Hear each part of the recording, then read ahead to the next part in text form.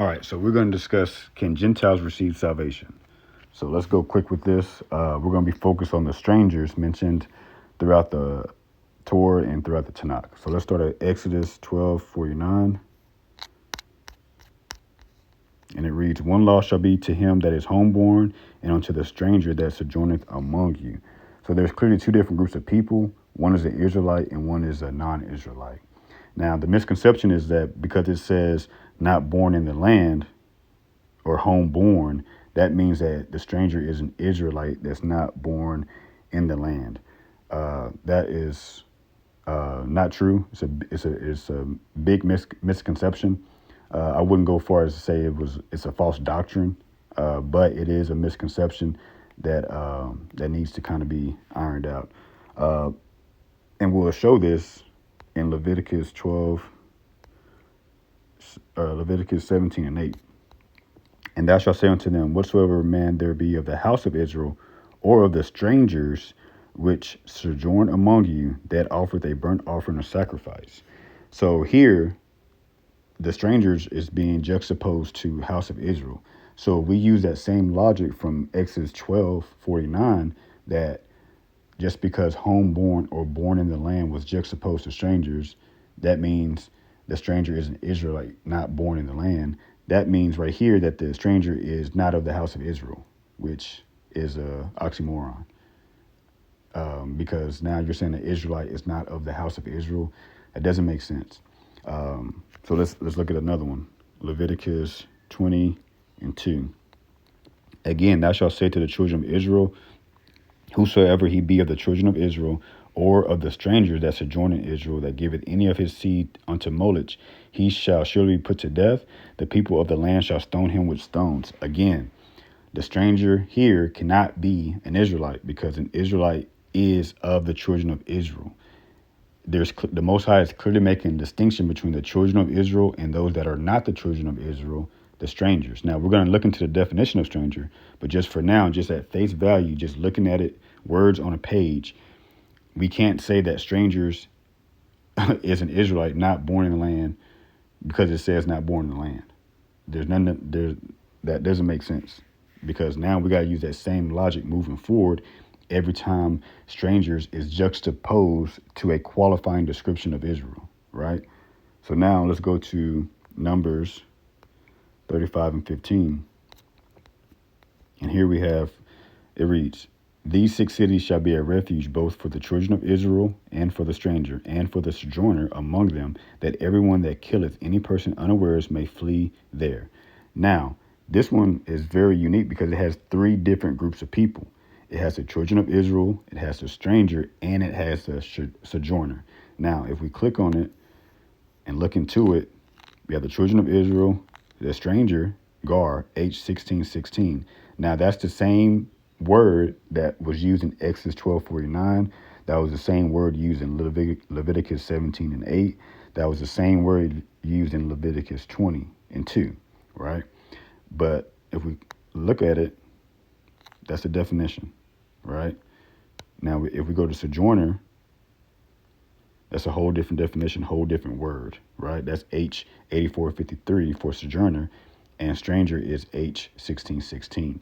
So again, that's 3 different groups of people, meaning that stranger cannot be an Israelite by any means stretch of the imagination, right? Now let's go to the last one, Deuteronomy 28:43.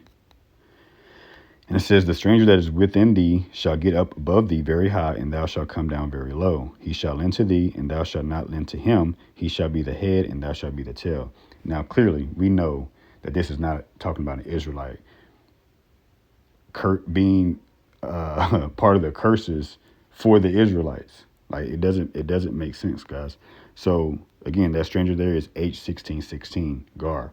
So now, just looking at this, it makes more sense. Looking at Leviticus 17:8, Leviticus 20:2, and Deuteronomy 28:43 specifically, it makes more sense that that stranger is a non-Israelite, because the juxtaposition is to characteristics of Israel, or as in this case, it's a curse for Israel, for the Israelites. So it has to. So the stranger Gar cannot be an Israelite, all right? So we can't look at it at face value and say, okay, just because the word strangers is juxtaposed to a qualifying description doesn't make it an Israelite that's not that qualifying description. That's just bad logic, honestly. But let's look at the definition of stranger. Okay. 8:16, Gar. Sojourner, a temporary inhabitant, a newcomer lacking inherited rights, of foreigners in Israel, though conceded rights. Now, just for clarity, the biblical usage isn't the definition, right? It's the context of the way the word was used, right? How we in the English language we have definitions for different words, but if we use it a different way, it changes not the definition of the word, but the meaning, but the context, right? So slang, all that different stuff. You know what I'm saying? The way we talk, it doesn't change the actual definition of the word. The definition, when you're looking at the blue letter, is the Strong's definition. That's the actual definition of the word. Of course, the word can be used in different ways to denote different ideas, right?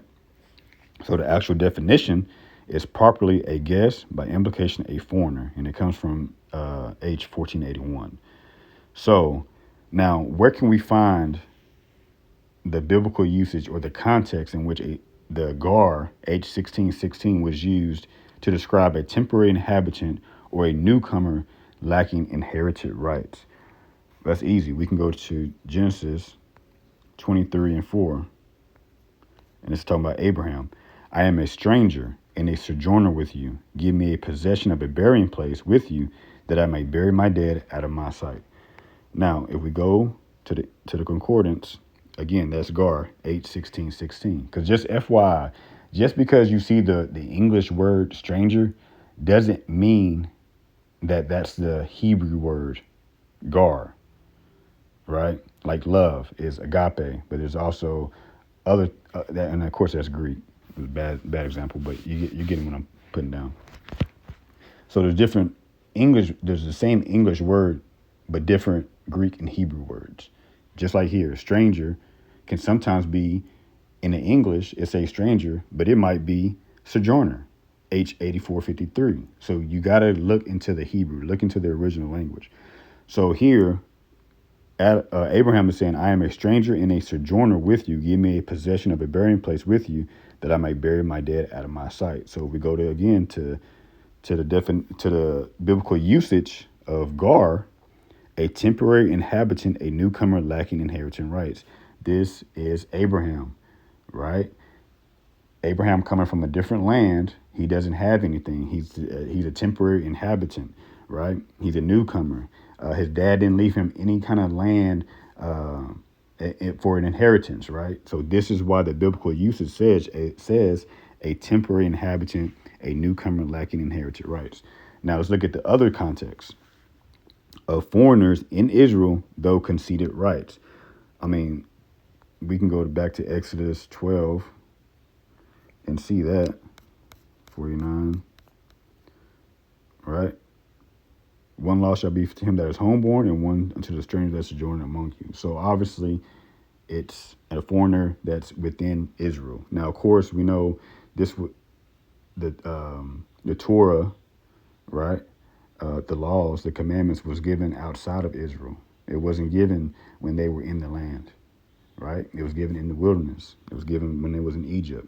So, but it was detailing how the strangers were to be treated and how the strangers were to act when they got into the land. Because why? Because they was foreigners in Israel. Now let's go to a different one. 2 Chronicles 2:17. What does it say? And Solomon numbered all the strangers that were in the land of Israel after the numbering wherewith David his father had numbered them. And they were found 150,000 and 3,600. Again, these are strangers that are living in Israel. These are not strangers living outside of Israel and coming back for Passover or coming back to visit.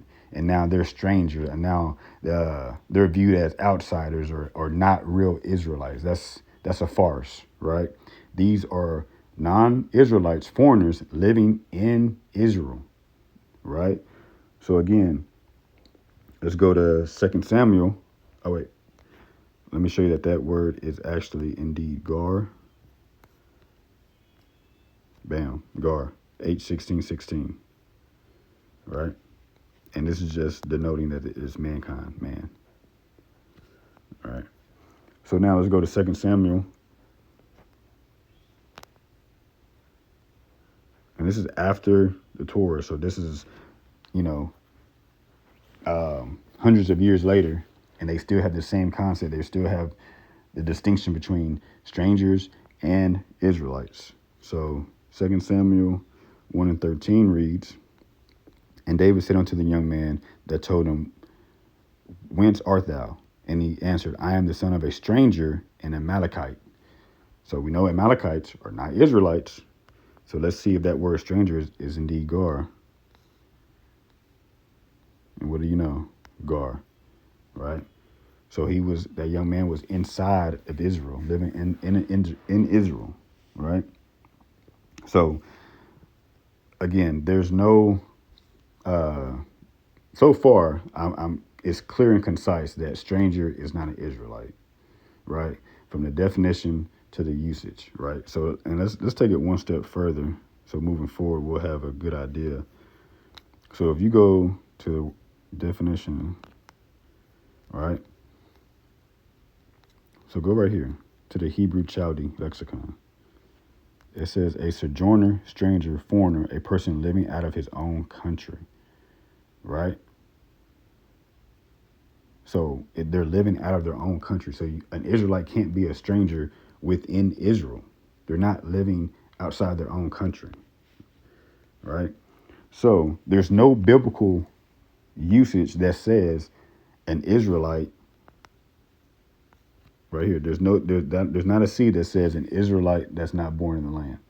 You won't find that anywhere, right? Now, when Moses was given the instructions for the Passover in Exodus 12, right? All this, Exodus 12 down to 49. So when he gets right here,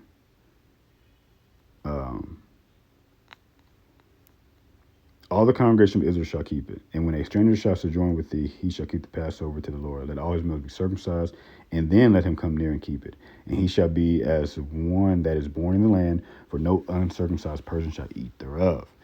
Now, where is the precedent?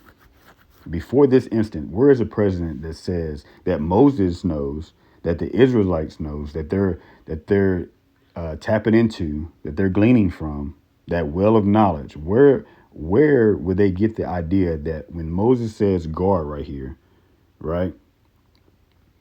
Because, bam, H16:16 is right there in 48. So when he says stranger, when he says guard, when he's speaking to them, how does Moses know and the Israelites know, oh, this is an Israelite that's not born in the land? There's no precedent. There's no prerequisite. There's no foregone knowledge that this means an Israelite not born in the land. We can't come centuries later and say, oh, looking back, that meant Israelites not born in the land, because that's not logical, like in any sense, right? But there is a precedent before this that says that if it's not of this, that a stranger is not an Israelite, and more specifically, it's not of the seed of Abraham, right? So we got to go back to Abraham, right? Obviously, the Israelites, Abraham is not an Israelite. Abraham is not an Israelite, right? An Israelite is an offspring of Israel, right? So we know Abraham is not an Israelite, right? But the whole concept of being of Abraham's seed, right? Everything comes from Abraham's seed, Abraham, Isaac, Jacob, then the 12, right? So where is the precedent that shows that a person not of the seed of Abraham is called a stranger? I'm glad you asked that. Genesis 17 and 12. Okay, let's start at 10. This is my covenant which ye shall keep between me and you and thy seed after thee. Every man child among you shall be circumcised, and ye shall circumcise the flesh of your foreskin, and it shall be a token of the covenant betwixt me and you. And he that is 8 days old shall be circumcised among you. Every man child in your generations, he that is born in the house, that sounds familiar, or bought with money of any stranger, which is not of thy seed. He that is born in thy house, and he that is bought with money, must needs be circumcised, and my covenant shall be in your flesh for an everlasting covenant. And the uncircumcised man child, whose flesh of his foreskin is not circumcised, that soul shall be cut off from his people. He hath broken my covenant. So that's the president. Now, what does that sound like? That sounds like Exodus 12, right? It sounds like Exodus 12. Let's go back. It sounds just like Exodus 12 and 43 down to 48. And the Lord said unto Moses and Aaron, this is the ordinance of the Passover. There shall no stranger eat thereof. But every man's servant that is bought for money, that's the same thing the Lord told Abraham, when thou hast circumcised him, then shall he eat thereof. A foreigner and a hired servant shall not eat thereof. In one house shall it be eaten. Thou shalt not carry forth off of the flesh abroad out of the house, neither shall ye break a bone thereof. All the congregation of Israel shall keep it. And when a stranger shall sojourn with thee, and will keep the Passover to the Lord, let all his males be circumcised, and then let him come near and keep it. And he shall be as one that is born in the land, or born in the house. That's the same language. For no uncircumcised person shall eat thereof. One law shall be to him that is homeborn, and unto the stranger that sojourneth among you. Thus did all the children of Israel, as the Lord commanded Moses and Aaron, so did they. So, for starters, slow down. I did not cut myself. The word stranger here is not Gar 16:16, H16:16. It is 52:36. So I did not cut myself. Slow down. Secondly, this is the same language. So being that there's no precedent before Exodus 12 that shows a stranger is an Israelite not born in the land, this clearly shows that there is a precedent that the stranger is not of the seed of Abraham. Right? So Moses and the Israelites, when they're given these instructions, they're gleaning from the Abrahamic covenant of circumcision to understand, a stranger, once he's circumcised, then he can partake. One law for the stranger and for the one that's homeborn.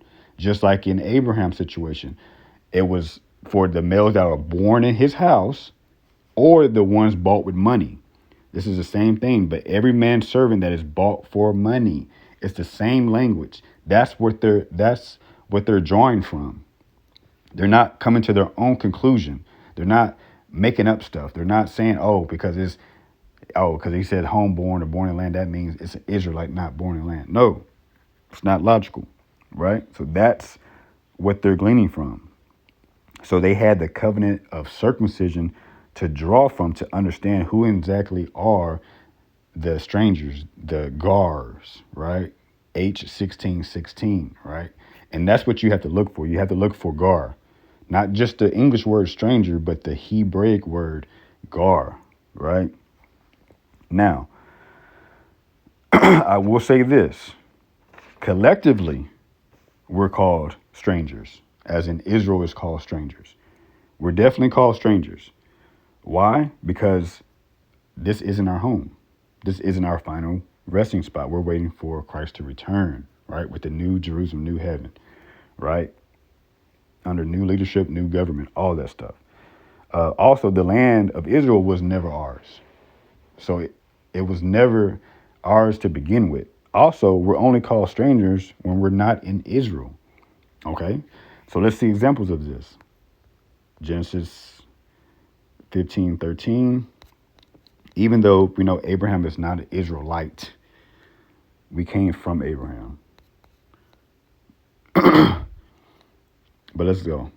Genesis 15:13. And he said unto Abraham, know of a surety that thy seed shall be a stranger in a land that is not theirs, and shall serve them, and they shall afflict them 400 years. The strangers there is 8:16:16.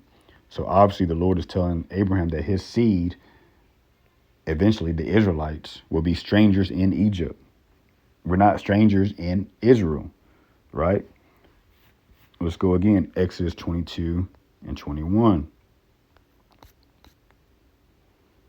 Thou shalt neither vex a stranger nor oppress him, for ye were strangers in the land of Egypt. Ye were strangers, right? We're only called strangers when we're not in Israel, right? Because why? We're a newcomer. We're a foreigner in another person's land. All right. Also, Leviticus 25:23 will speak to the point that the land was never ours. There we go. The land shall not be sold forever, for the land is mine, thus saith the Lord. For ye are strangers and sojourners with me. So again, we're called strangers when we're not in Israel, when we're in Egypt, right? Collectively, we're called strangers because this is not our land. Israel was never ours, so we're strangers, we're foreigners, right? Thus said the Lord. The land is his, not ours. So that's why we're strangers. And then lastly, the most important one is because we're waiting for the New Jerusalem, right? We're waiting for the return of our Messiah, right? And also, David echoes this sentiment in First Chronicles. Let's go there, 29:15. So nobody will say, "Oh, David called himself a stranger." Slow down. First Chronicles 29:15. For we are strangers before thee, and sojourners, as were all our fathers. Our days on the earth are as a shadow, and there is none abiding. So again, let's go there. Show this 8:16:16. We see it. So again, all David's doing is quoting Leviticus 25:23. The Lord told us that we're strangers and sojourning with him, right? We also see David say this in Psalms 39:12, where it says, hear my prayer, O Lord, and give ear unto my cry. Hold not thy peace at my tears, for I am a stranger with thee and a sojourner as all my fathers were. Again, David is not calling himself a stranger. He's repeating what the Most High called us in Leviticus 25:23. But let's take it one step further. And this will be the icing on the cake. Peter uses the same analogy, the same language as far as strangers, being that we're waiting for the new kingdom, the new heaven, new earth to come down, right? If we go to 2 Peter, I'm sorry, 1 Peter 2:11, and it reads, dearly beloved, I beseech ye as strangers and pilgrims, let's start at 10, so nobody, which in times past were not a people, but are now the people of God, which had not obtained mercy, but now have obtained mercy. Dearly beloved, I beseech ye as strangers and pilgrims, abstain from fleshly lusts, which war against your soul. Now, let's look into this. Pilgrims. Let's start with pilgrims. Okay, that's the biblical usage. One who comes from a foreign country into a city or land to reside there by the side of the natives. So again, not one of the land. A stranger, sojourning in a strange place, a foreigner. In the New Testament, metaphorically, in reference to heaven as a native country, one who sojourns on earth. So that's the same motif that's in the Old Testament that David is saying, that the Lord is saying that this is not your land, this is mine. Y'all sojourning here, right? If we go to the actual definition, an alien alongside, i.e., a resident foreigner. But more interesting, let's go to the Septuagint. So if we go to the Septuagint, there's only two comparable scriptures that use the same Greek word pilgrim, and they use it in the Old Testament, right? In the Tanakh. And it's Genesis 23:4. Again, we talked about that. I am a stranger and a sojourner with you. Give me a possession of a burying place with you, that I may bury my dead out of my sight. And this is concerning the word sojourner, not stranger. And I'll prove that in a minute. Also, 39:12, hear my prayer, Lord, and give ear unto my cry. Hold not thy peace in my tears, for I am a stranger with thee and a sojourner, as my fathers were.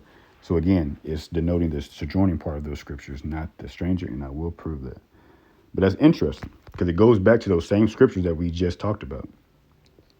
Now, if we go to strangers, it gets interesting. Dwelling near, neighboring, in the New Testament, a stranger, a foreigner, one who lives in a place without the right of citizenship. Metaphorically, without citizenship in God's kingdom, one who lives on earth as a stranger, a sojourner on the earth, of Christian whose home is in heaven. So again, of course we don't identify as Christians. You know, we're children of Israel, and Christian has such a I mean, it's just wrong in so many ways. But anyway, so let's look at the definition. Having a home near, i.e., as now a by-dweller, alien resident, foreigner, sojourn, stranger. Now let's go to the Septuagint.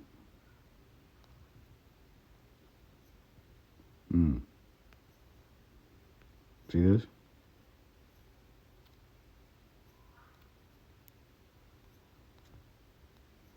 So this is not pilgrim.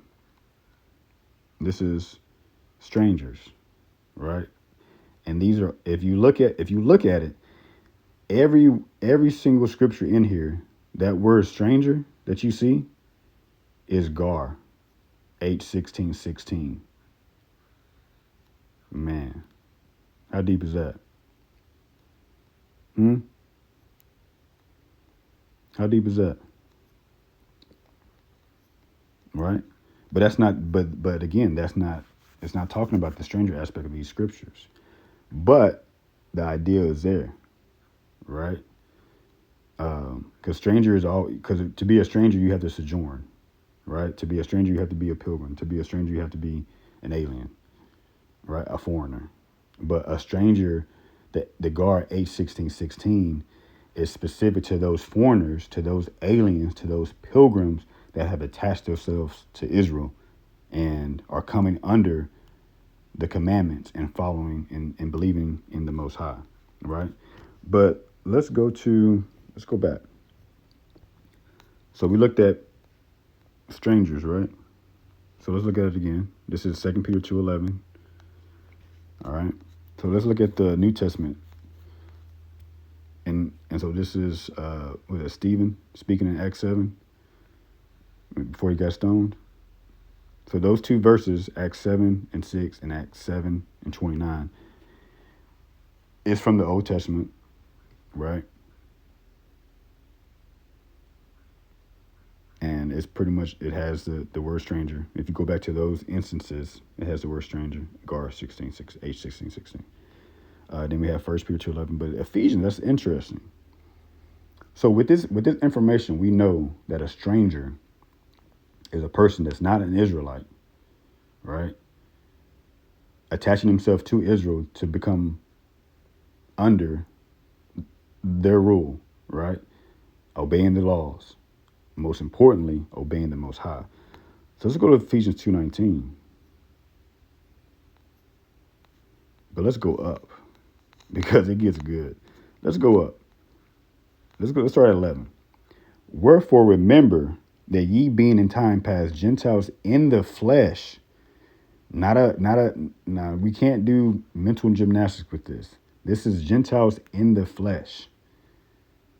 Meaning not a mental state of being a Gentile, not succumbing to a different culture and different practices and all that stuff. No. That's a mindset. This is Gentiles in the flesh. You're fleshly Gentiles. Your flesh is Gentile. who are called uncircumcision, there's that uncircumcision again, by that which is called the circumcision in the flesh made by hands. That goes back to the Abrahamic covenant that we just discussed, that they were drawing from in Exodus 12 to understand that the stranger that wants to eat Passover, that has to be circumcised, is in fact a non-Israelite, right? Paul is gleaning from the same information, the same well, right?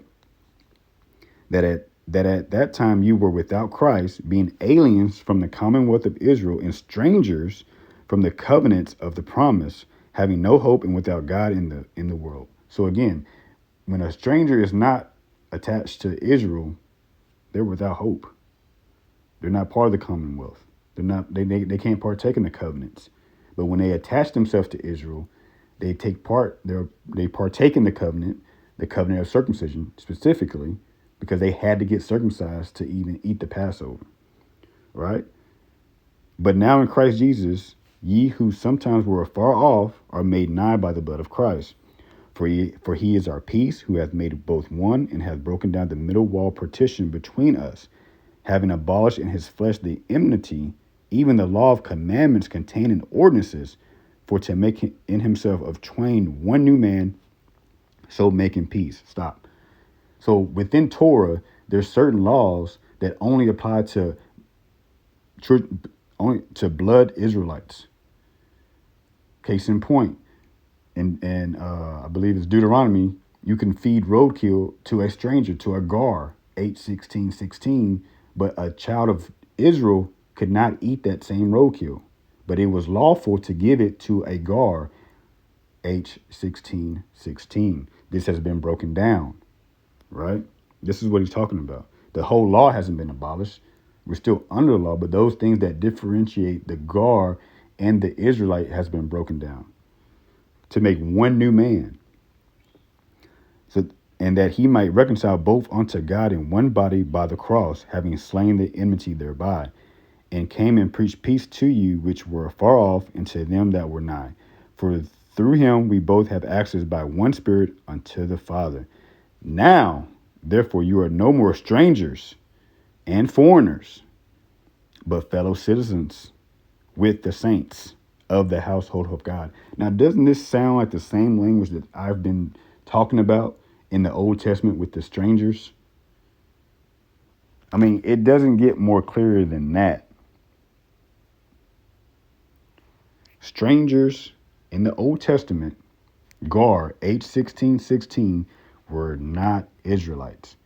They were not Israelites. They were non-Israelites. They didn't come from the seed of Jacob, of Israel, right? And to further prove this, let's go to let's see.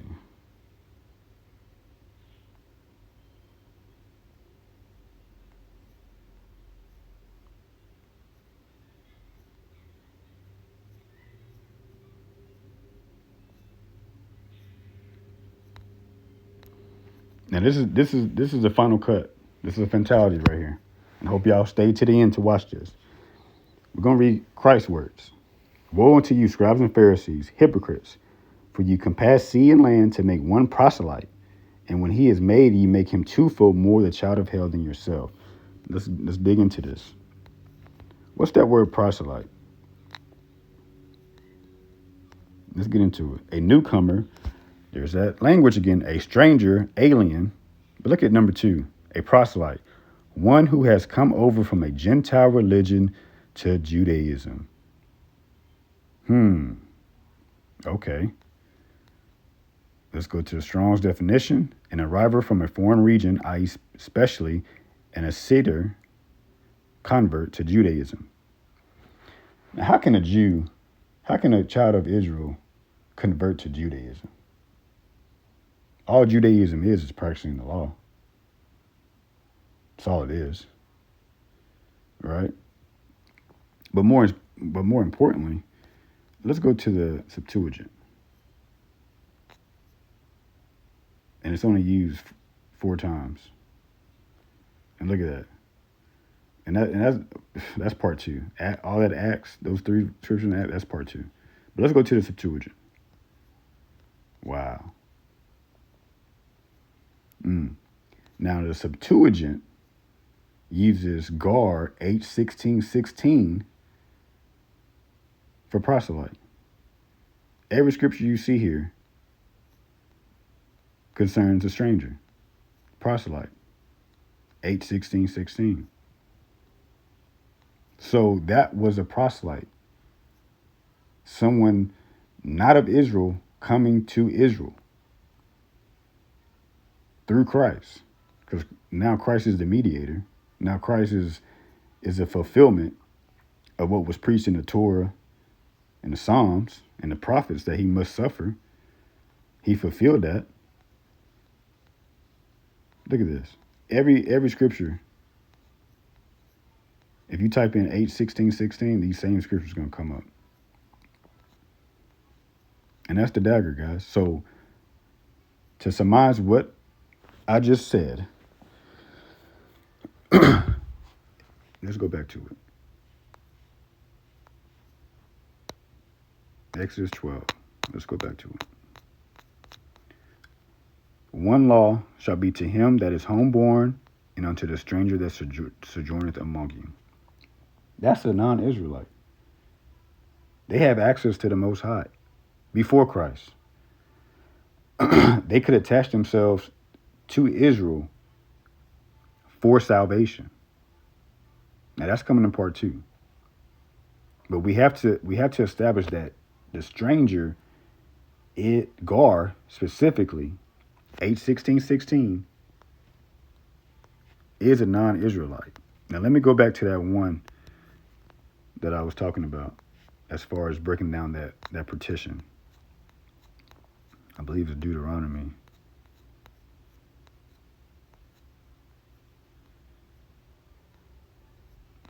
(14:21). You shall not eat anything that dieth of itself. Thou shalt give it unto the stranger that is in thy gates, that is there living, not that's passing through, that he may eat it, or thou mayst sell it unto the alien. For thou art an holy people unto the Lord thy God. Thou shalt not seethe a kid in his mother's milk. Now, what is that stranger there? What do you know? H16:16. Come on, guys. Part two comes soon.